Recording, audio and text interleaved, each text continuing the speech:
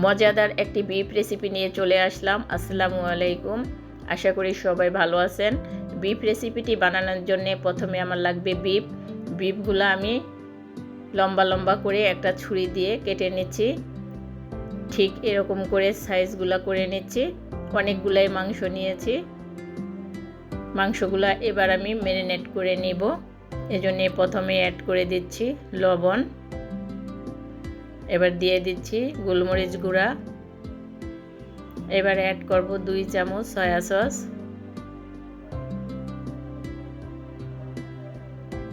আর add করে দিব 1 চামচ আদা রসুন পেস্ট।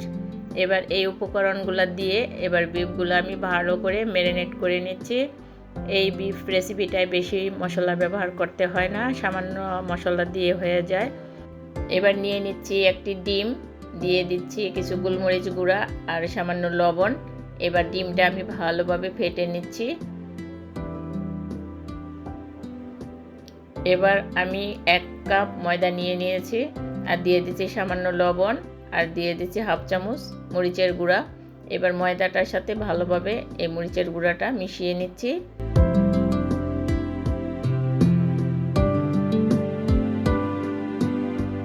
আর নিয়ে নিচ্ছি কিছু ব্রেড ক্রাম্ব।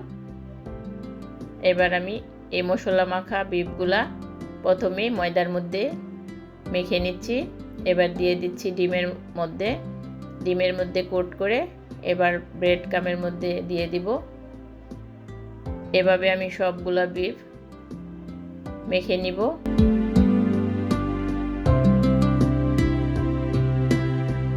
সবগুলা বিফ আমার মাখা হয়ে গেছে। এবার চলে যাচ্ছি ভাজার জন্য। ফ্রাই প্যানে তেল গরম করে নিয়েছি। এবার বিফগুলা আস্তে আস্তে দিয়ে এটা ভালো করে মচমচা করে ভেজে নিব।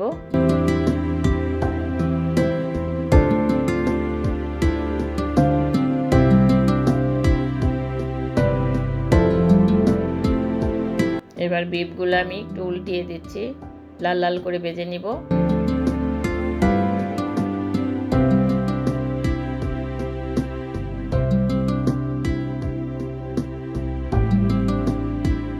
বিফগুলো আমার ভাজা হয়ে গেছে। একটা জালির সাহায্যে তেল ঝরিয়ে উঠিয়ে নিচ্ছি।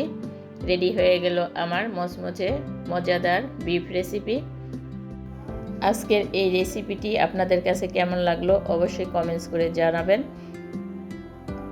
মাশাআল্লাহ, খেতে অনেক মজা, ভিতরটা অনেক জুসি। সবাই ভালো থাকবেন। আল্লাহ হাফেজ।